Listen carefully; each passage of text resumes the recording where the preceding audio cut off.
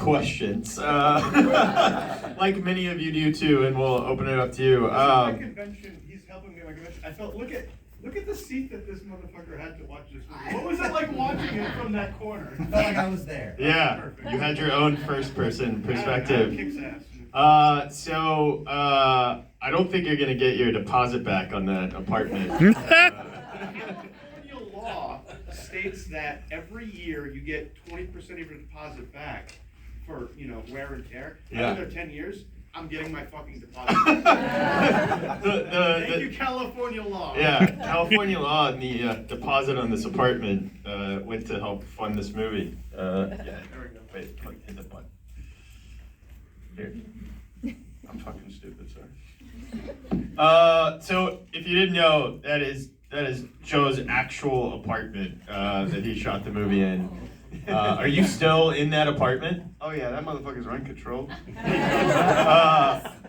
Is that the current state of your apartment still, or are you still finding neon goo blood that you're cleaning out? 50-50, the office looks the same. Like, I'm doing Zoom meetings for this movie, and we're meeting, like, new reps, and they're like, it looks like you're on the set of the movie. And I was like, well, yeah. I had to change my living room around just because the PTSD, like, my TV's on the other side of the room now, so it changed it up a little bit.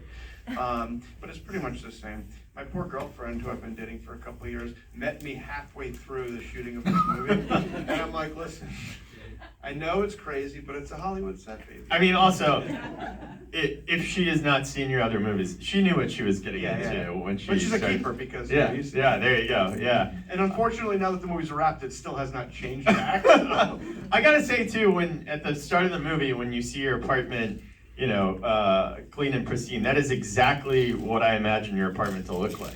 Yeah, the living room is clean and pristine now. Yeah. But the rest of it's. But I mean, the decor and the neon, that is like how I imagine your apartment to look. Waterbed? Waterbed. I'm not surprised that you have a waterbed with a mirror on it. The waterbed was an installation just for the movie. Oh, all right. And the fucking problem is I installed a waterbed because I wanted the water to glow like Nightmare on Elm Street 4 style.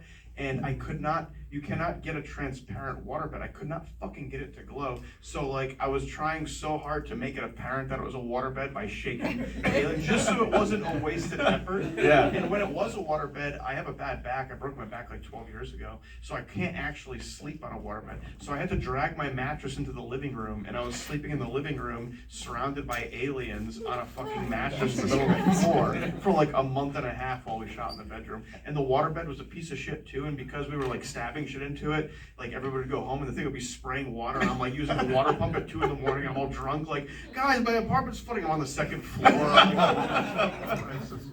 And you started shooting this during COVID, right? Yeah, like at the start of COVID. At the start of COVID, and you. Not the start, but a little bit. Once COVID started, I wrote it. I started getting it together. We started shooting in early 2021. Which is funny because I watched the movie and I was like, this is kind of like symbolic of how a lot of us were feeling during COVID. Like, maybe not to that extent, but is that the place where this movie started, or was it more practically like you just were sitting around, you wanted to make something, and you had within your own power to it had nothing to do with actual COVID. It had more to do that my previous movies, Bliss and VFW, came out at the top of 2020. So like I had 2 movies fucking back to back, and I'm like, I'm gonna make my next movie, and then like 9 days later, the world shuts down, and I'm like, what the fuck? Yeah. So I just had to make something because it's just inherent in me. Like I have to make fucking movies, and who knew how long that was gonna last? And I had just bought these cameras for one of my previous movies, and I was like, let's just shoot a movie in here. But the thing is usually when people shoot a movie in their home, or they shoot a movie piecemeal like this, it's their first movie. So this was at the time my 5th movie. Now it's my 6th movie. But the thing is it's like, I don't want this to seem like it's a step down. I don't want this to seem like it's a movie I just shot in my apartment to fuck off. This needs to actually be like an organic and evolutionary step up from my previous work. So how do I make it fucking ridiculous and over the top and look like it's actually an evolution to my previous work, which is why it took a long time, because I'm like, I'm gonna fucking work, like this sequence is gonna be, like, guys, the sequence sounds so sick, and it's like, there's two of us and none of us know how to do any of that stuff. Yeah. So we're figuring it out. Like when I get ripped to the ceiling, I had to climb into my rafters of my apartment to find out where the beams were, and then we fucking drilled railroad ties into the beams in my ceiling, and then I had construction harnesses, and then we had eyelets going into the hallway, and my three biggest friends were running down the hallway to rip me up, and I sent my dad the clip, and he goes, "Aren't you afraid your ceiling's gonna rip down?" And I was like, "Now I am." But that's what I love about it, is like the movie really exists to set up the effects, and you're obviously a very practical effects driven heavy filmmaker. But I do think that this is like a next level up for you, and even though VFW had all these iconic action stars in, like, this completely showcases like you as a filmmaker and your effects, and of course your acting now as well. But what would people be surprised in terms of like the hardest effect to pull off? Because there's some of the stuff in this movie that I was like, I don't know how the fuck he pulled that off or did that. What's like the really surprising one?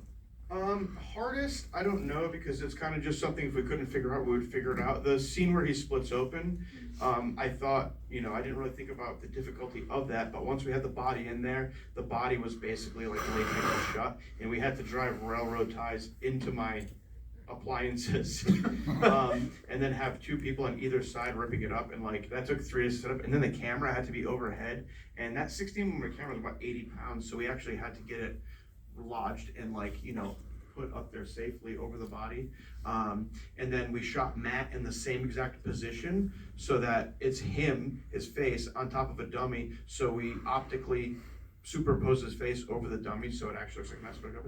I mean, it wasn't necessarily like hard, like, oh man, hard, but it's like, let's figure this out, and that was why this movie took so long, because there's like 6 of us, and it's like, let's just figure this out. Yeah. And then we would do it until we figured it out. And that's 2 seconds of screen time. Right. And that was 3 days of setup, 1 day of shooting. So like, that's why stuff like that, the movie took so long. And then the aliens, my effects team, Russell Effects, they've done all my movies besides the first couple. And our deal in this movie was like, they weren't working either. And it's like, I don't have that much money. They're producers on the movie, they did all the effects as like an equitable portion of the movie. Yeah. But we started out with aliens that were kind of just dead like this, and I would do scenes and I'm like, I really need the fucking fingers to move, or I need the mouths to move, or I need the alien to do this. So a lot of those fight scenes we shot, looked at it, and then I figured out ways to make it better, and I was like, I need the alien hands to like move around, and my effects team was often Serbia doing the Hellraiser remake, so I didn't have access to them, and I was like, how the fuck do I figure out how to make these hands move?